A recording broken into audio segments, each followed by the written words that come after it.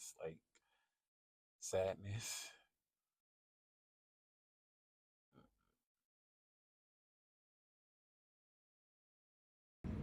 It's like I keep running from recording, but we here.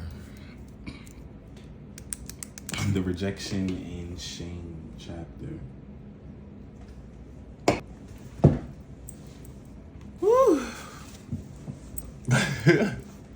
I kept running because I really didn't want to face it. But what was coming up and what was so funny as I was running and procrastinating on it, day to day things were coming up that were aligning right with me being right in that rejection type feeling and rejecting myself of help, rejecting myself of love, and speaking up and saying how I feel. But reflecting on the whole chapter, I scored a 109, so somewhat aware of my shame. And like really what came up for me was being aware of being so closed off and continue going down memory lane and living in cycles, but like, choosing it for myself, truly living in it myself. But what's really coming up for me, this was on the 2nd. Today is what? The 7th. What's really coming up for me is most going through this chapter was how much I've been living for others, looking outside of me without trusting myself first. I came to realize that most of my shame came from projecting onto others and then mirroring me, and then like them mirroring me. See right here, like I had to really like remind myself, like rejection and feeling rejection is not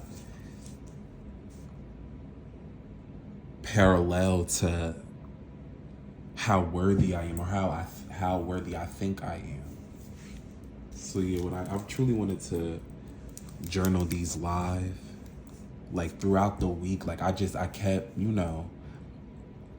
doing the shadow work in my head, basically like feeling through it, taking the time out for me, meditating, because it was heavy. Like I wanted to just leave it alone when I went through the assessment and getting my score and everything. I just wanted to push it away and leave it alone, but I knew I couldn't.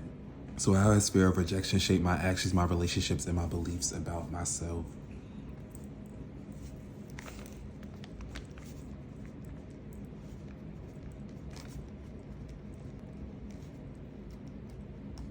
Yeah, like I just think so like ugly and little of myself.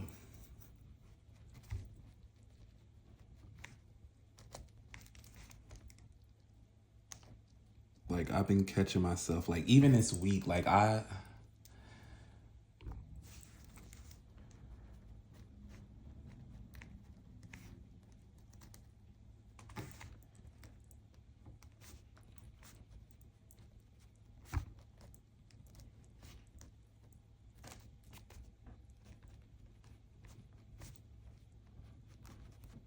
yeah, like this is what's truly coming up. I just see how like I just been staying comfortable in these environments, in these relationships, because I don't want to take the first step into meeting those new people, or because I don't want to even take the step into letting these people go, because I feel like I'm really having to sit with myself during this time. And I see where I'm like trying to run, go out, connect, which is good, but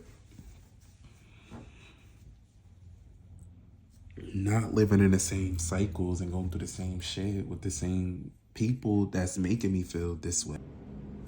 I don't want to be hard on myself, because that's what's kind of tying in it too. Like I don't want to continue to keep shaming myself for those same past experiences, but I know it's all in the process. Everything I recorded, deleted, my fucking storage. But reflecting on this chapter, like what first came up, like what I wrote as soon as I finished it on, that was March 2nd, was really coming up for me is the most going through the shame chapter was how much I've been living for others and looking outside of me without trusting myself first. I came to realize that most of my shame came from projecting onto others and then them mirroring me. I had to really like sit with myself. I gotta go in my notes to see. Hold on. So it's really coming up for me at this time, which I feel like tied into this chapter of rejection. This is what I wrote in my notes.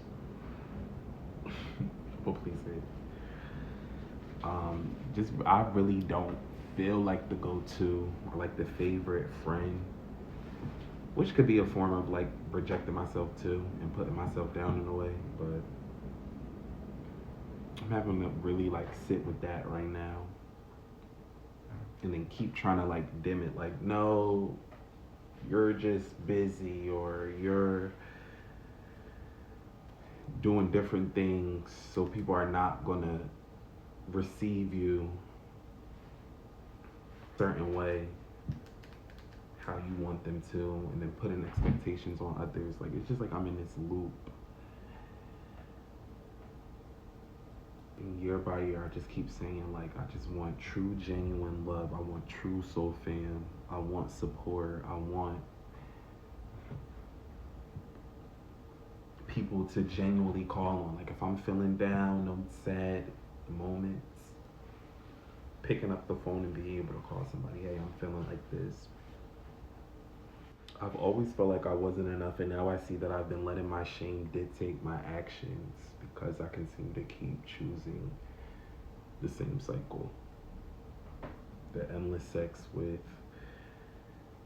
people I know I'm not supposed to be mingling with, the constant seeking validation, looking outside of me, performing. I feel like even I had to like hate people out, my close friends. What am I performing for? What am I putting on this show for? Wanting them to see, or for what? For what? Like, literally caught myself like, oh, let me put certain people in my close friends so they can view me a certain way, or I can have them. Like, I don't even know what my subconscious or what my shadow was doing at the time, but it's like, for what? When I can fearlessly be me out loud. Even the whole close friends, Kaseen was like really making that my main story and posting on there. I feel like speaks all of is in for itself too within the rejection as well. Like, why am I hiding? It's like, Zaire, why do you have to hide? Why do you have to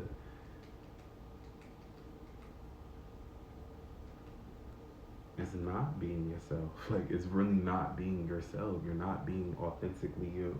Coming to realizations really is beautiful though. Like, no shade. Not to sugarcoat it. Start number 37 and 38. I think number 37 is when I think about family, I often feel, and then I put a deep sense of shame, believing that I am the black sheep or that my existence is a disappointment. I kind of want to talk about that too, because that's really been heavy and what's been coming up during these transits, and I know retrograde is coming too. So, so me and my siblings, we're basically no contact. Yeah. So right now, we're basically no contact, and if I wasn't living with the one sister, we wouldn't be talking either from the past little instances we had, but it still bothers me at the end of the day. But I feel like I'm coming to a point where I'm at like a healing point with it now, and I feel as if why I truly wanted to step into the title of the chosen one, because I feel like I took on their burdens in a sense, which I had to break out of, realizing that, well, I never said that out loud. Taking on their burdens. taking on their burdens and feeling like I had to be that savior for everyone. But now it's like my mind is switching, and it's like that switch where it's like,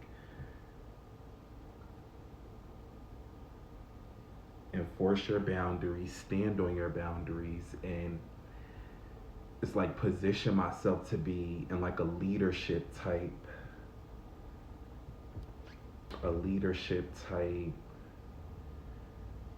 role, I guess, role model, to speak about the shadow work, looking within and healing, so maybe they can get on their paths as well. And I feel like this is where all the feelings of like the abandonment and the rejecting myself come up, because I was rejected from them firsthand, out the womb, hearing that word faggot, and then internalizing that and like, damn, I'm not enough. Who am I for real? When I go out to the real world, do other people view me like that? Am I ever going to truly find love?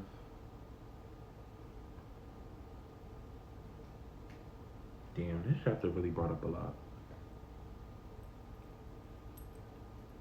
38 led right into it. How do you react when someone offers you genuine love, support, or praise? And I put 3. Oh no, it was 3 points. B. I accept it on the surface, but deep down I don't believe it. I don't. And that's where rejecting myself and rejecting the love, rejecting the support, I feel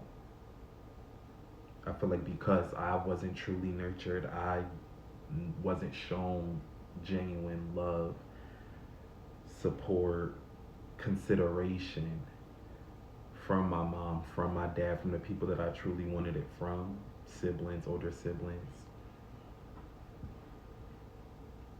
I'm not trying to accept it from nobody. I'm realizing and doing shadow work and breaking ideologies I'm seeing, I had to accept it. Because it honestly has been coming in different forms, different people, different ways. I'm just not accepting it myself. And it's that consideration word. I feel as if I overextend a lot and consider others. Oh yes, we're gonna do this together. I'm planning. I envision a lot, trips, and when I make it the higher days and I'm seeing people in my plans, knowing the other way around is probably truly not like that.